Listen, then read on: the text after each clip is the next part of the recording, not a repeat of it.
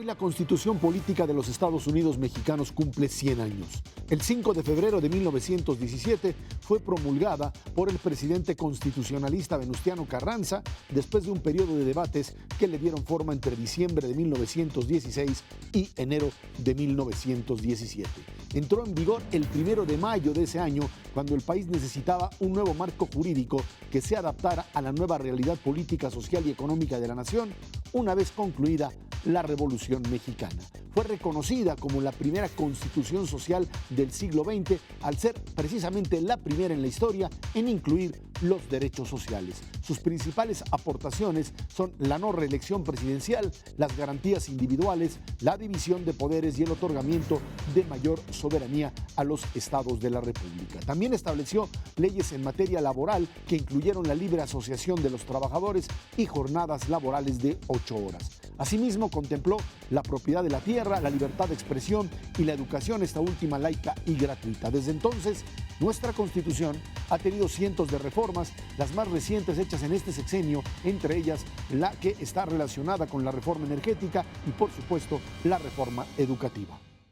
Muy buenas noches, yo soy Esdras Chabot y les doy la bienvenida a este especial de Línea Directa sobre el centenario de la promulgación de la Constitución de 1917. Me acompañan en este estudio el magistrado Eduardo Andrade Sánchez, la doctora Margarita Luna Ramos, ministra de la Suprema Corte de Justicia de la Nación, el doctor Sergio García Ramírez y el doctor Raúl Contreras, director de la Facultad de Derecho de la UNAM. Señores, Margarita, muchísimas gracias por estar aquí. Y bueno, pues empezamos una Constitución que cumple 100 años y cuyo pues objetivo inicial era, decían, pues darle a la Revolución Mexicana el contexto del proyecto de país que se quería bajo el principio de, por un lado, generar estas garantías individuales, este proyecto de defensa de derechos humanos, derechos de los individuos y hacerlo de alguna forma pues compatible con determinados derechos sociales.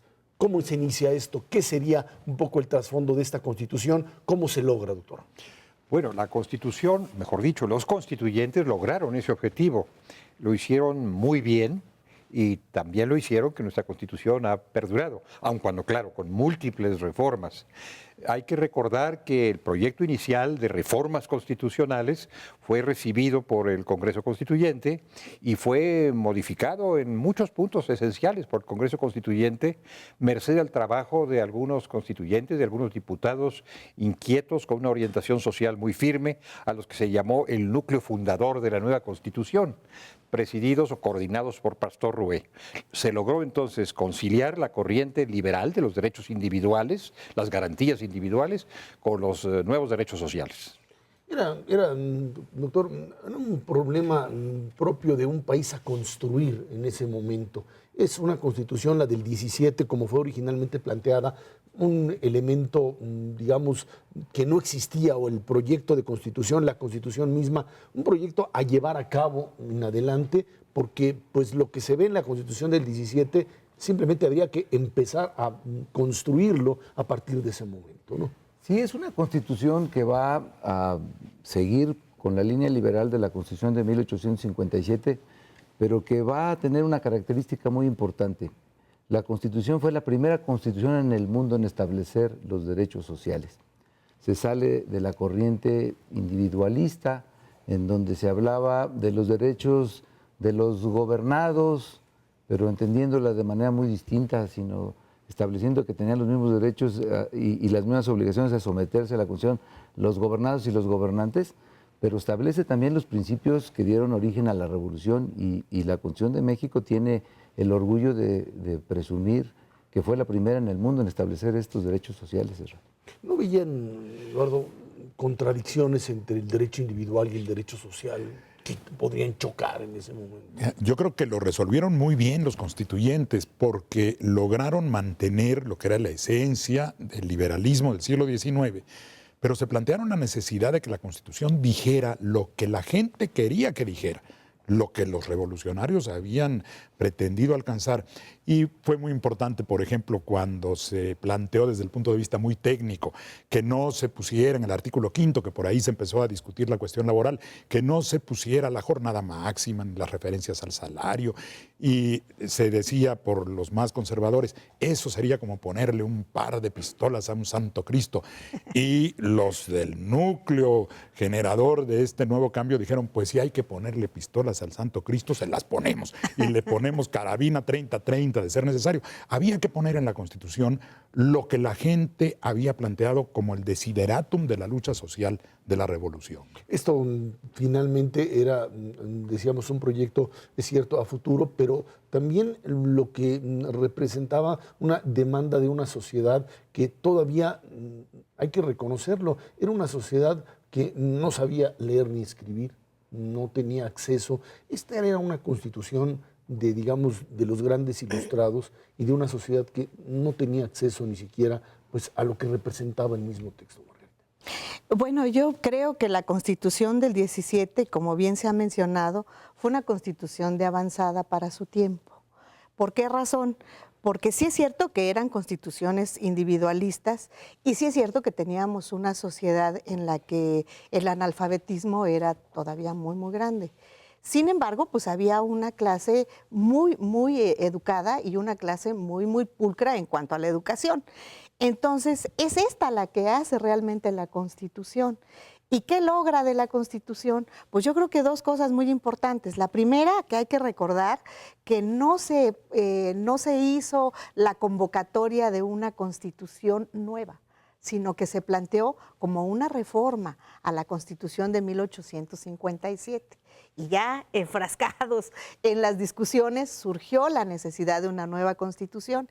Y este postulado de la nueva Constitución fue precisamente agregar a los derechos individuales, que entonces no se conocían todavía en nuestra Constitución como derechos humanos, porque recordemos que la gran diferencia entre la Constitución de 1857 y la de 1917 era que la de 57 era de corte jus naturalista.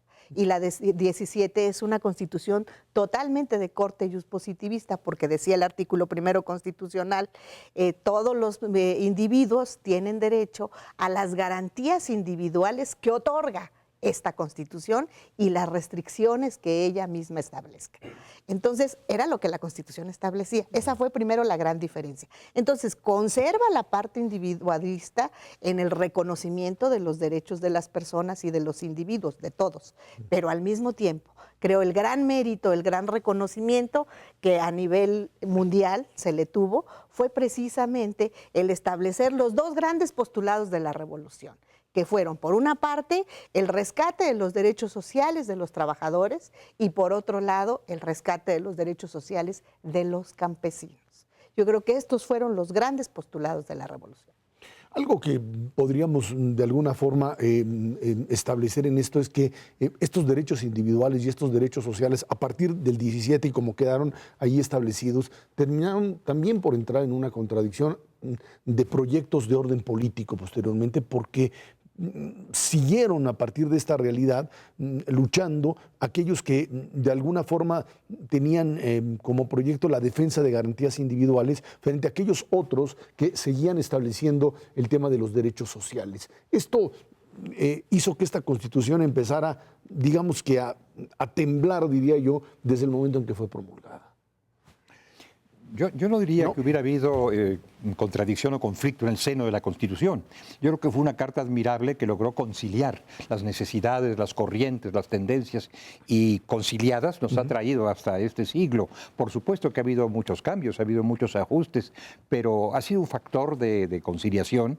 Abrió, como se acaba de decir, la puerta al constitucionalismo social en el mundo entero. Después llegó la Constitución rusa, después llegó la Constitución alemana, pero la mexicana fue la primera. Y no creo que haya tenido tropiezos de estas características, aunque sí la necesidad de los ajustes convenientes en el curso de la historia, pues que aquí nos tienen finalmente, nos han conducido hasta acá. Claro, con muchas reformas. Esto hay que reconocerlo.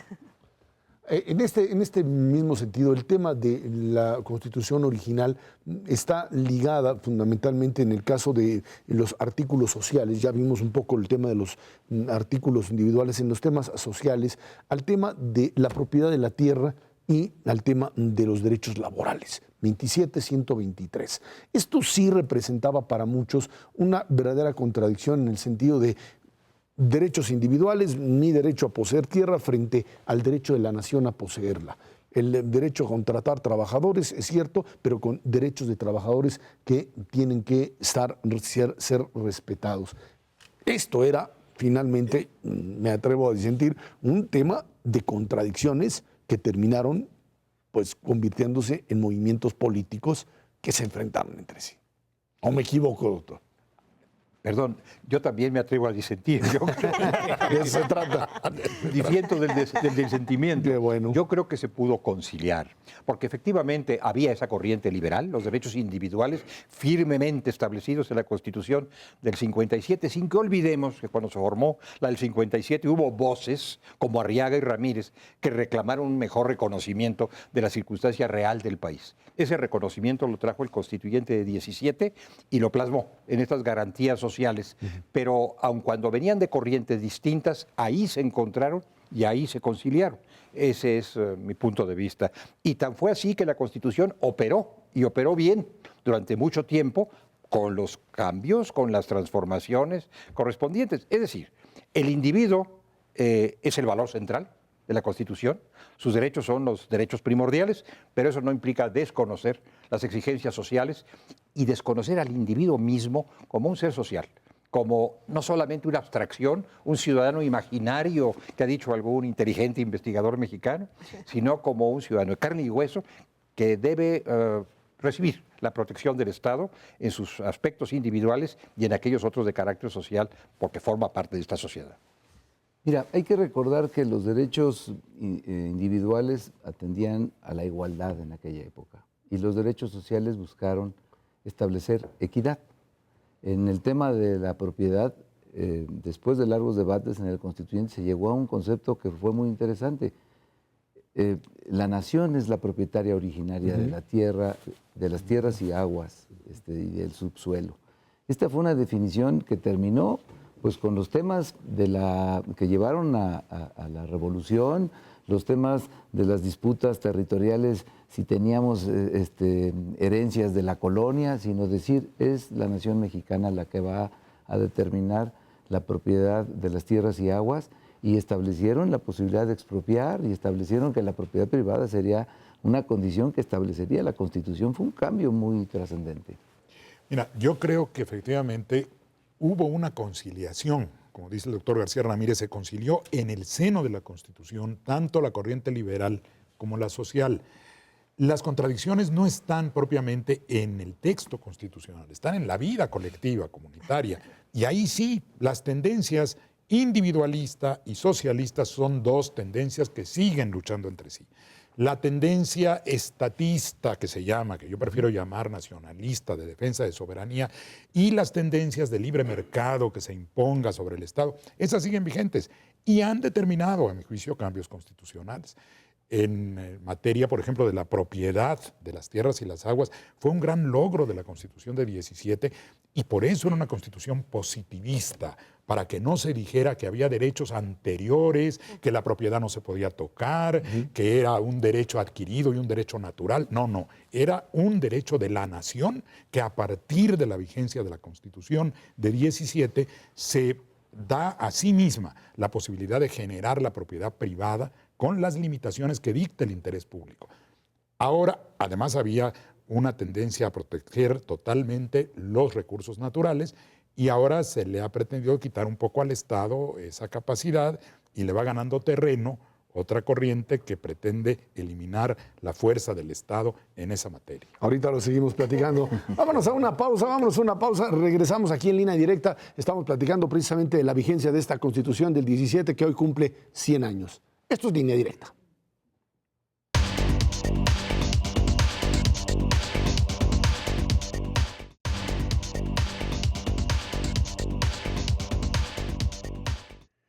Continuamos aquí en Línea Directa en este programa especial sobre la Constitución de 1917. Decíamos, ministra Margarita Luna Ramos, estamos hablando pues, de esta realidad con respecto al tema de los aspectos sociales y específicamente el artículo 27 constitucional que posteriormente fue modificado precisamente en este nivel de contradicciones o de disputas sobre la propiedad de la tierra, propiedad individual, propiedad social, lo que luego terminó también convertida en propiedad ejidal y que a su vez fue reformada posteriormente.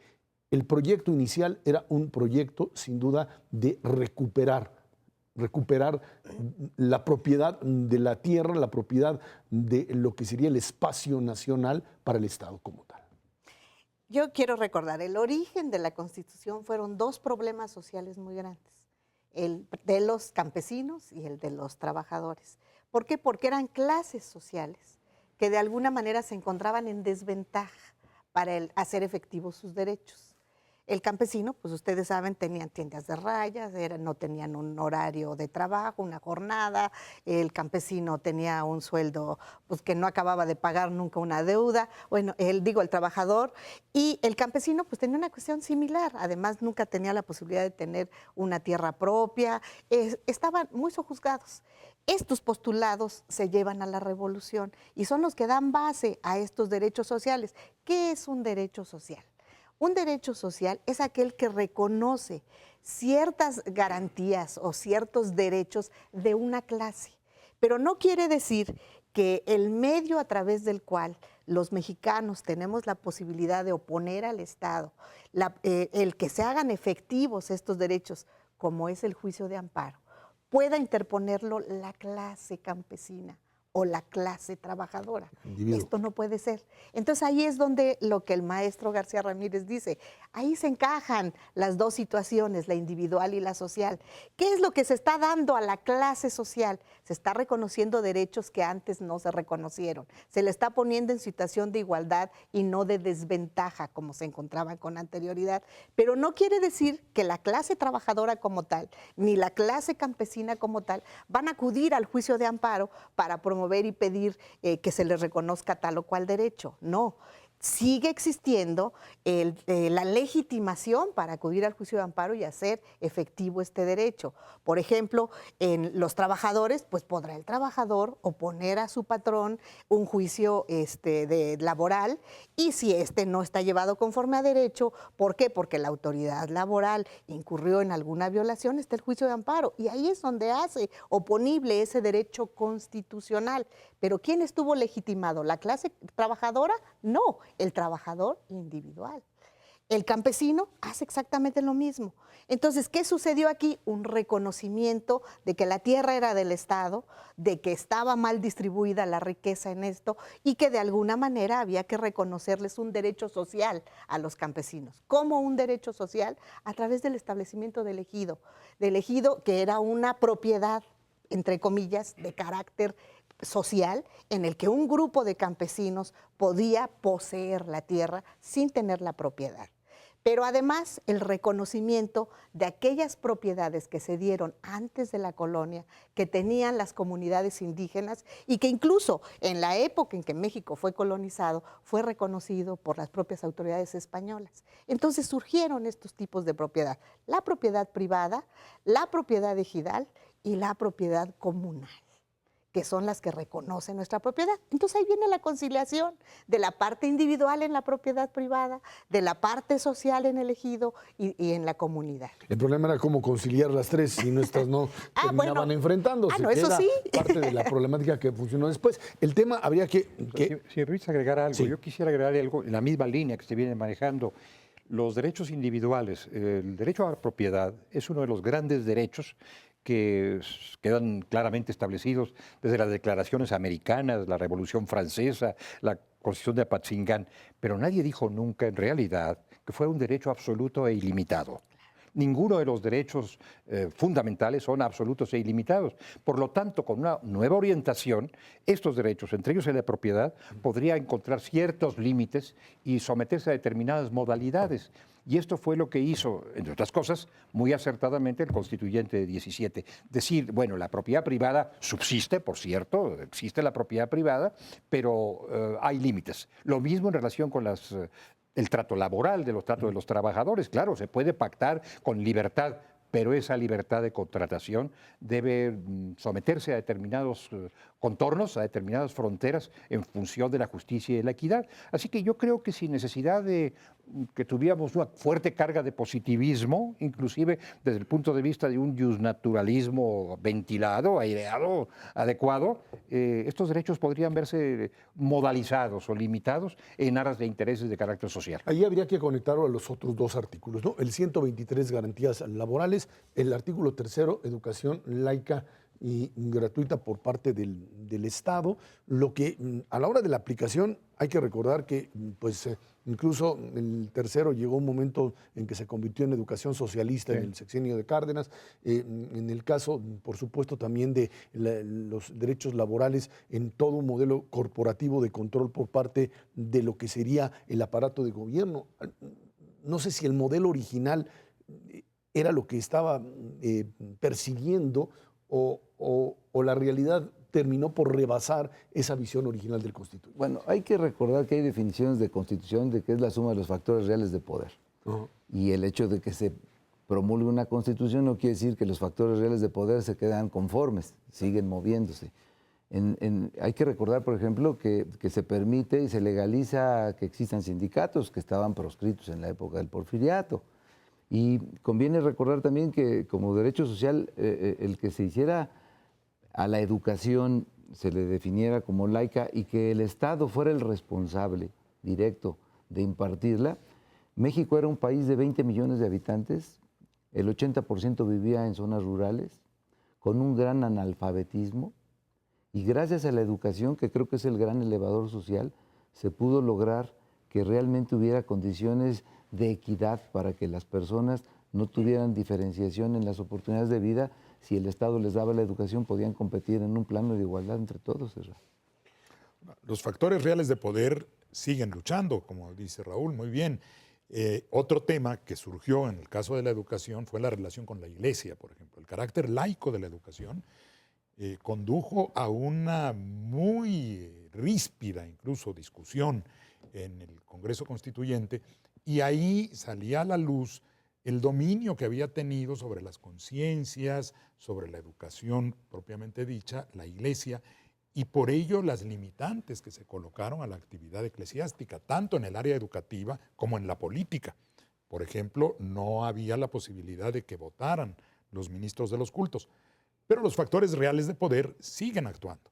Y la Iglesia Católica y otras iglesias han luchado por abrirse nuevos espacios, y el hecho es que ya se modificó pues tanto el artículo 3 en algunos aspectos de la educación laica, el artículo 130, el artículo 24 recientemente, y eso pues es el síntoma de una lucha que se da en la sociedad. Las iglesias buscan un espacio adicional en temas muy polémicos como esto de la eutanasia o el matrimonio entre personas del mismo sexo. Sigue habiendo manifestaciones públicas de las iglesias en el ámbito político, y es un hecho que se tiene que reconocer como tal porque está ahí en la sociedad mexicana.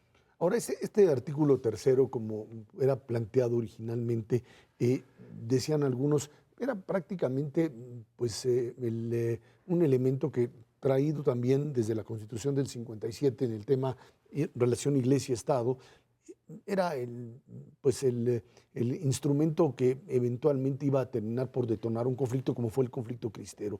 Esta situación de los sectores liberales, algunos dirían los jacobinos, de imponer esta parte, decían algunos que interpretaban la realidad en ese momento, era fundamental para un Estado mexicano que intentaba reinventarse y que no tenía otra alternativa, a menos que pues, terminase por renunciar a su identidad en ese momento. Bueno, el tema de la educación y el tema de la libertad de conciencia, la libertad de pensamiento, de expresión de las ideas, de profesión religiosa es uno de los grandes temas que han cruzado todo lo largo de la vida independiente del país y estaban planteados de alguna manera desde antes de nuestra vida independiente y han determinado distintos rumbos constitucionales. Cuando llegamos a 57, este tema se agitó en el Congreso y no se diga en 17, también fue un tema crucial. La parte relativa al derecho a la educación, artículo 3º, fue considerada inclusive por algunos diputados como el momento más solemne en el debate constitucional. Hemos ingresado en el momento más solemne del debate constitucional, la educación libre, laica, popular, etcétera, etcétera, con las palabras que entonces se usaron. Luego hubo muchas reformas constitucionales. Usted acaba de recordar el tema de la educación socialista, que se estableció durante algún tiempo, que le dio un giro muy fuerte al tema educativo. Luego vino la modificación de 46, una modificación que yo considero afortunada. La pluma de Jaime Torres Bodet tuvo mucho que ver en esto y también en cierto modo la de Vicente Lombardo Toledano, que asistió a Torres Bodet, según el propio Torres Bodet lo manifiesta, y tomamos otro rumbo y tuvimos un artículo 3º, me parece que estupendo, que establece un verdadero modelo, no solamente de sociedad, sino hasta incluso de ser humano. Es un artículo crucial de nuestra Constitución. Bueno, ahí está el tema de la educación, con todos sus giros, con todas sus idas y venidas, uno de los grandes temas constitucionales. No, sin duda. Yo quisiera hacer una manifestación. Cuando México es conquistado, los postulados de la conquista son precisamente la evangelización. Entonces, ¿con qué se inicia prácticamente nuestro país a raíz de la colonia? Pues precisamente con un país totalmente eclesiástico. Entonces, ¿qué sucede en el México independiente? Bueno, pues hay que cambiar una mentalidad que viene arrastrándose desde el momento en que estamos establecidos como república. Y luego, bueno, el artículo 3º constitucional tiene diferentes reformas, como bien lo han manifestado, atendiendo a las épocas que hemos vivido.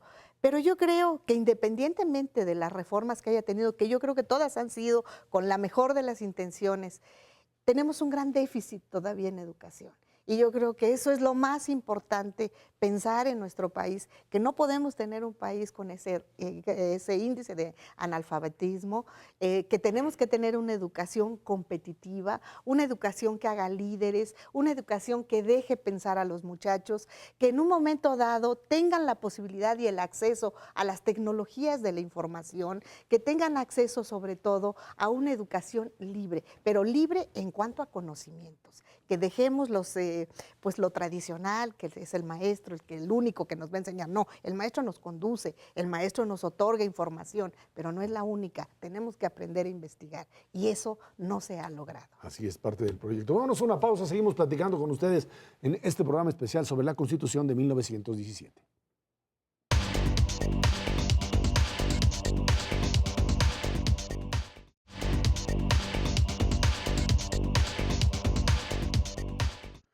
Seguimos en este programa especial sobre la Constitución de 1917. Hay que recordar que finalmente es una Constitución que trata de establecer equilibrios en el poder. Habla de una división de poderes, pero establece claramente un presidencialismo pues bastante fuerte, le da el sustento a un poder ejecutivo con capacidad de mando. Hay quien dice, pues esta fue, digamos, la base, el sustento de lo que vivimos posteriormente en lo que muchos consideraron un presidencialismo absoluto durante muchos años. Hay que recordar que, bueno, esto tuvo todavía un proceso de transición hasta los años 30 o 40, en donde esto se fortalece. El proyecto original de división de poderes y de fuerza del presidencialismo en la Constitución del 17, ¿intentaba equilibrio o intentaba darle a un poder ejecutivo una enorme fuerza? Hay que recordar que el proyecto revolucionario pues tira a un modelo dictatorial de poder absoluto y uno supondría que estarían buscando equilibrio de poderes, pero no es así. Mira, la Constitución establece la división de poderes. Pero si uno revisa la Constitución 57, el capítulo del Poder Ejecutivo es casi idéntico al de la Constitución de 17. Y esto es una cuestión que llama mucho la atención. Si los constituyentes, que eran hombres muy cultos, sabían que el siglo XIX se había caracterizado por la presencia de hombres fuertes como Santana, como el propio Juárez y como Porfirio Díaz, ¿por qué no se estableció un sistema parlamentario? Y la verdad es que si uno se trata de reflexionar sobre ese tema, veníamos de una revolución armada que había costado miles de muertos, y creo que los constituyentes prefirieron restablecer la figura del presidente fuerte, pero con una modalidad, con la no reelección. O sea, se gobierna con la misma fuerza, con las mismas normas de la Constitución de 57, pero el gran cambio es decir, sin reelección. Elementos que en algún momento alguien intentó pues, modificar rápidamente, el caso de Obregón, y bueno, pues vimos lo que pasó. Mira, efectivamente, yo creo que es un control del poder muy importante la no reelección presidencial. Y lo que dice Raúl también hay que tenerlo muy en cuenta porque la Constitución de 57, si bien el capítulo relativo al Ejecutivo más o menos queda igual en la de 17, había muchas limitantes al Ejecutivo originalmente en la de 57. Una de ellas era el hecho de que se eliminó el sistema bicameral, o bicameral, como prefieren algunos llamar. Y esto le daba mucha fuerza al Congreso único que teníamos de una sola Cámara. El veto presidencial era prácticamente inexistente, era una posible opinión que daba el presidente en turno y que no detenía al Poder Legislativo. De ahí que se restituyera el Senado en 1874 y que la Constitución de 17 sí estableciera ya con más claridad las condiciones de un poder ejecutivo fuerte, pero yo no diría hegemónico ni demasiado fuerte. Si uno revisa en detalle, justo lo que veíamos respecto de la del 57, no hay facultades especiales que pueda ejercer el presidente de la República, no hay la posibilidad de emitir decretos, hay un equilibrio de palabra, pues porque en la práctica fue distinto, pero ese equilibrio está en el texto constitucional. Más recientemente se introdujo la posibilidad de una iniciativa preferente que no existía anteriormente. La realidad es que el Poder Ejecutivo mexicano fuerte viene más de las condiciones políticas que del texto constitucional. Y esas condiciones políticas venían desde el siglo XIX, yo diría desde lo prehispánico, el creer en un ejecutivo fuerte, en un liderazgo único, y eso, combinado con el resultado de la revolución y un partido ultradominante, dieron pie a que en la práctica existiera un ejecutivo fuerte, pero no que la propia Constitución estuviera diseñado para un privilegio o para una mayor fuerza del Poder Ejecutivo.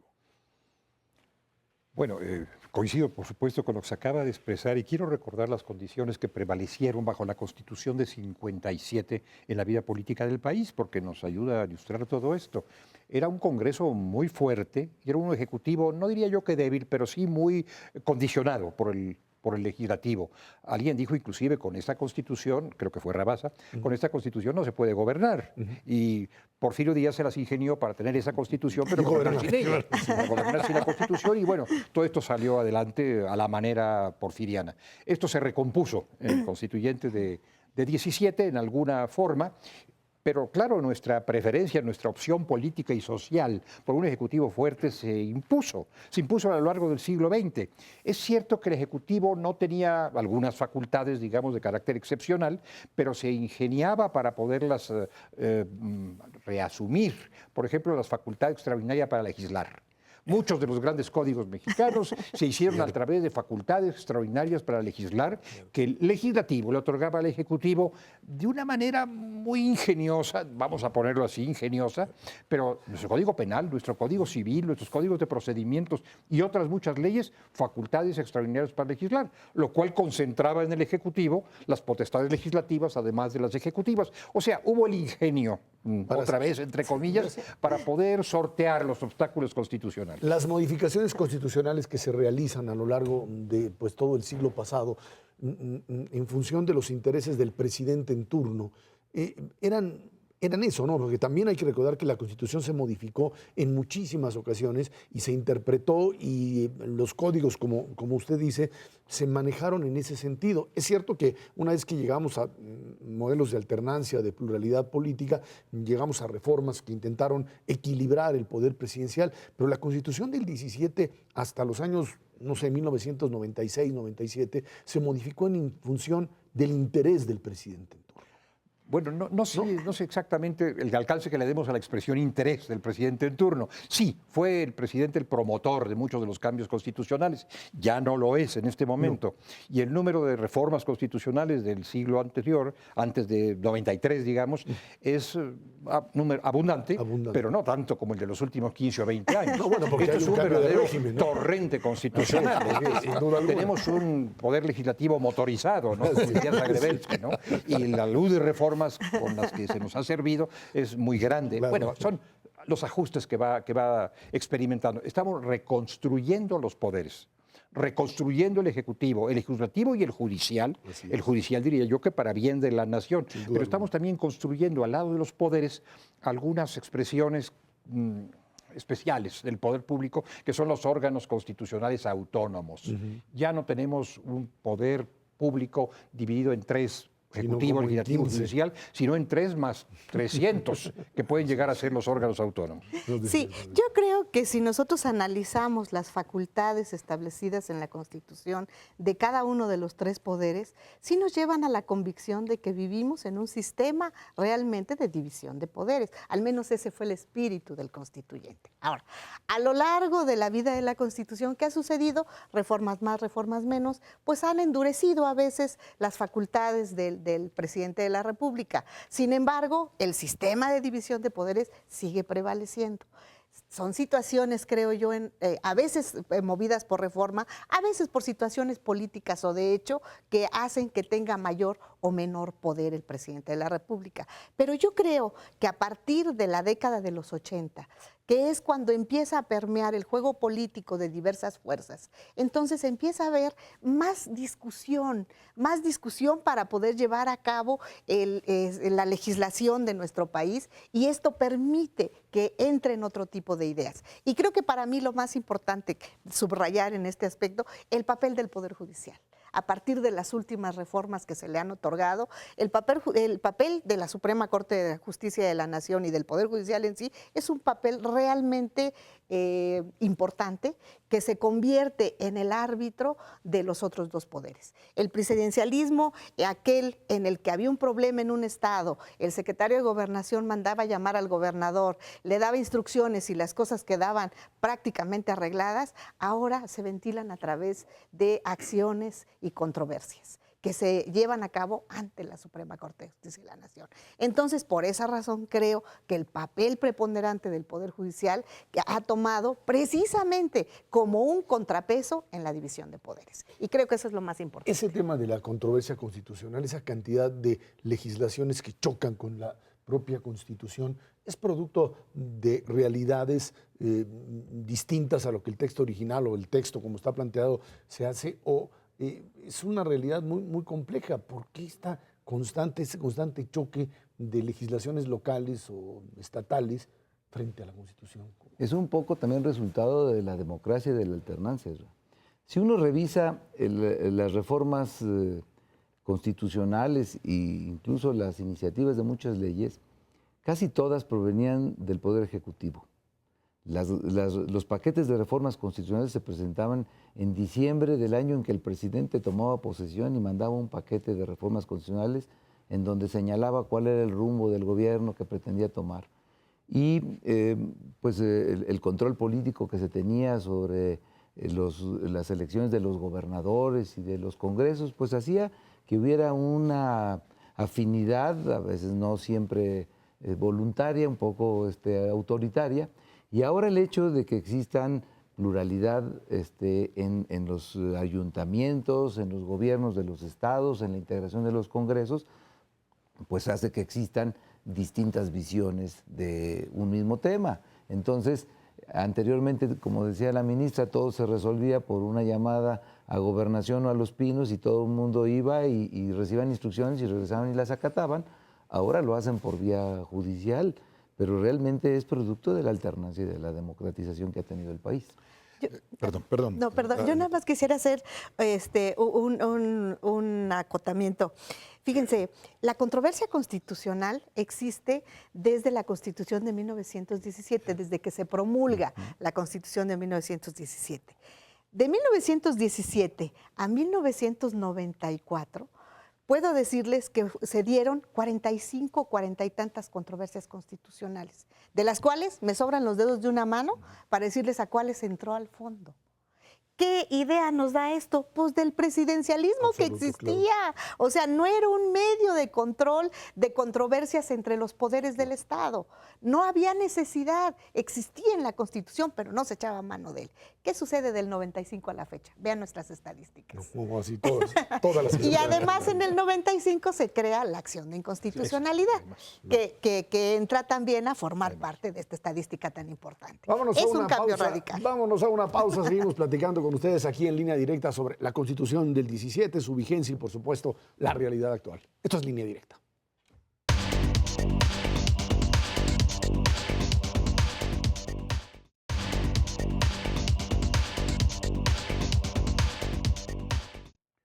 Regresamos aquí a Línea Directa en este análisis de la Constitución del 17. Decíamos, una enorme cantidad de organismos autónomos que han surgido a raíz de este proceso de alternancia, de democratización y que de alguna manera terminan por, pues a veces hasta duplicar funciones, Eduardo. Sí, yo creo que hay un exceso en ese sentido. Mira, en cierta medida, lo que voy a decir puede ser muy polémico, pero me parece que ahí sí tenemos una contradicción en el propio texto constitucional. Tenemos un ejecutivo unipersonal, dice nuestra Constitución, pero en el fondo lo hemos convertido en un ejecutivo pluripersonal, porque lo que hacen los organismos autónomos son facultades arrancadas al Ejecutivo, son funciones ejecutivas en materia electoral, en otras materias de diversa índole, con todo lo que ha crecido ahora para no perder tiempo en eso.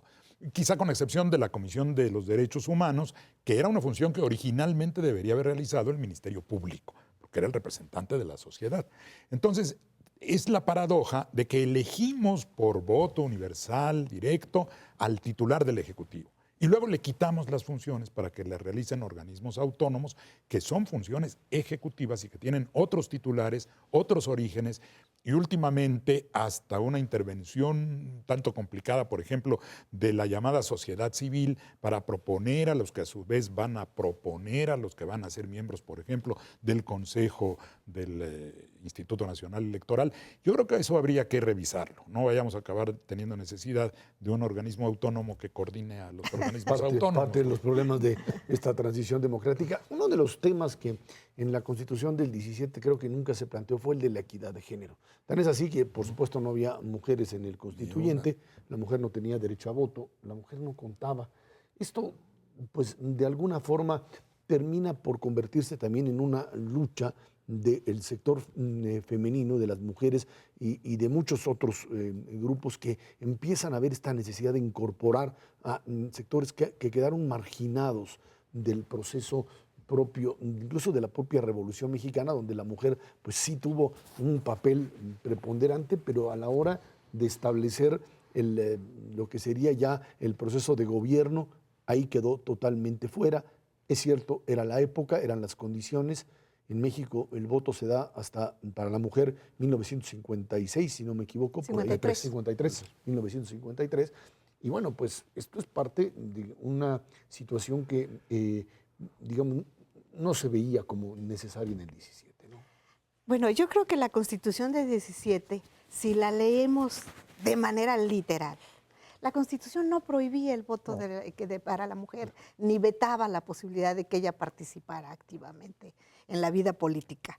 El artículo 34 de la Constitución del 17, lo que estaba estableciendo era quién tenía el carácter de ciudadano. Y para determinar quién tenía el carácter de ciudadano, decía el que reúna las calidades que se necesitan, siempre y cuando tenga 18 años, si es que está casado, 21 si no, y tenga un modo honesto de vivir. Y el artículo 35 que seguía decía, los ciudadanos, los que se dijeron allá, pueden votar y ser votados. Nunca se excluyó a la mujer, jamás. ¿Qué sucedió? Se le dio la lectura del entorno de la época. Se le dio la lectura que prevalecía en ese momento en el rol que se le había dado a la mujer.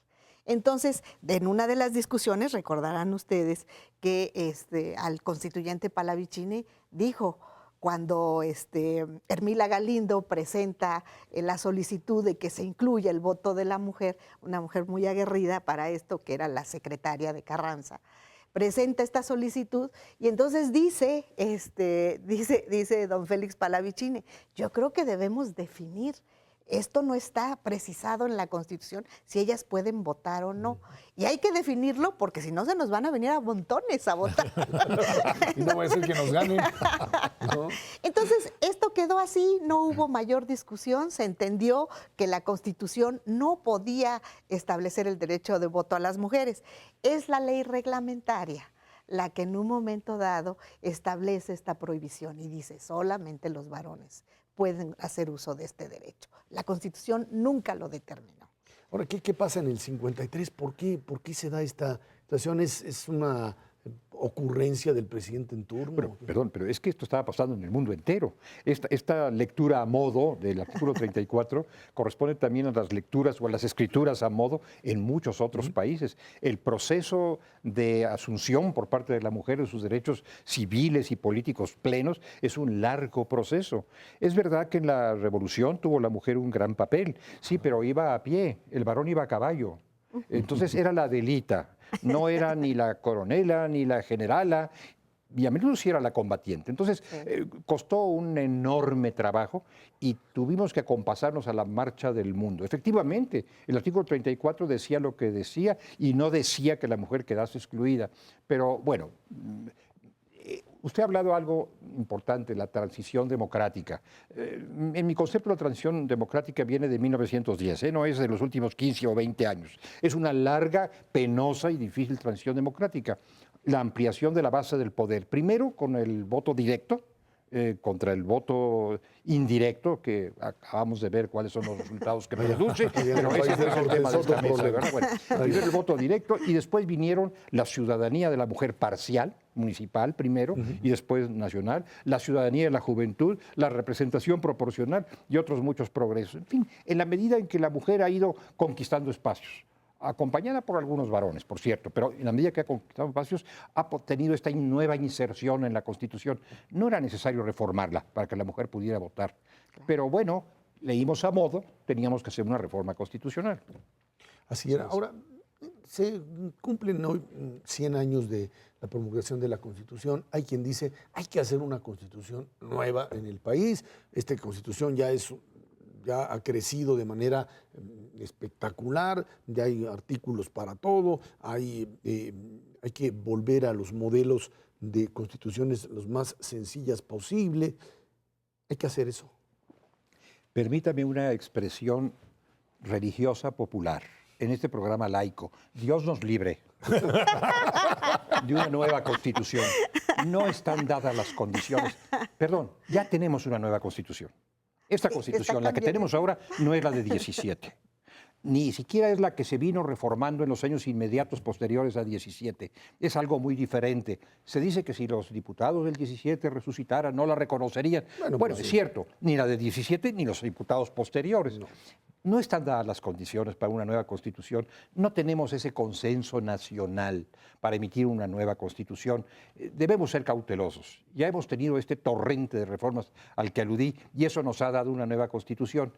Ponderemos qué hacer con esa nueva Constitución que ya tenemos. Yo creo que la Constitución, primero hay que conocerla. Mucha gente, hay estudios que demuestran que todo el mundo invoca la Constitución, pero poca gente la ha leído y la conoce y la estudia. La Constitución ha sido criticada porque se dice que ha sido muchas veces reformada, que es una contradicción porque si ha sido muchas veces reformada es que está muy actualizada. Se dice que está demasiado reglamentaria, es cierto, porque antes las reformas constitucionales, como yo lo había dicho, eran por iniciativa del presidente de la República. Ahora son los partidos políticos los que discuten las reformas. Y como el signo que caracteriza las relaciones entre los partidos políticos es la desconfianza, todos los acuerdos políticos entre los partidos dicen, pero vamos a ponerlo en la Constitución para que todo el mundo lo obedezca, porque si no, esto queda escrito en hielo y nadie lo ocupa. Creo que con motivo del centenario de la Constitución habría que establecer, primero, bueno, el agradecer que tenemos una Constitución que nos ha permitido transitar 100 años. Somos el único país en América que desde 1934 a esta fecha Todos los presidentes han empezado y terminado su mandato y han entregado el poder a través de elecciones. No es poca cosa, es el único país. Y hacerle los homenajes que se deba de hacerle a una constitución que creo que va a durar todavía muchísimos años y tenerle un poco más de respeto a la hora de reformarla para que podamos tener una constitución que realmente sea un instrumento que siga conduciendo la vida de los mexicanos. Margarita. Sí, yo lo que diría también es eso. La Constitución es un órgano viviente y como órgano viviente ha crecido y a lo mejor ha crecido mucho. Eso también es totalmente cierto. Sin embargo, yo creo que es la que nos ha acompañado en la vida política republicana del país y es la que nos ha dado paz y estabilidad. Y eso no lo podemos olvidar. Entonces, la idea fundamental para nosotros es conocerla, primero que nada, que ahora está un poco más complicado porque todos los días tiene una reforma diferente, pero hay que estar al tanto de ella. Y en el caso del Poder Judicial, que nos toca ser los intérpretes de la Constitución, yo creo que nuestra principal tarea, nuestra principal función es hacerla viable. ¿Para qué? Para tener un México armónico, un México que vive en democracia. Eduardo. Totalmente de acuerdo. Yo creo que algo nuevo significaría diferente, distinto. ¿Qué vamos a cambiar? La Constitución establece los principios básicos, la estructura del país. ¿Vamos a modificar algo de eso? ¿Vamos a dejar de ser república? ¿Vamos a querer ser monárquicos? ¿Vamos a dejar de ser federales? ¿Vamos a dejar de ser laicos? Los principios básicos ahí están, la estructura básica ahí están. ¿Qué sentido tiene abrir un debate innecesario, que puede ser una caja de Pandora para una lucha política injustificable en este momento, cuando los principios y las estructuras están vigentes? Y las tenemos que mantener, por lo menos es lo que yo creo.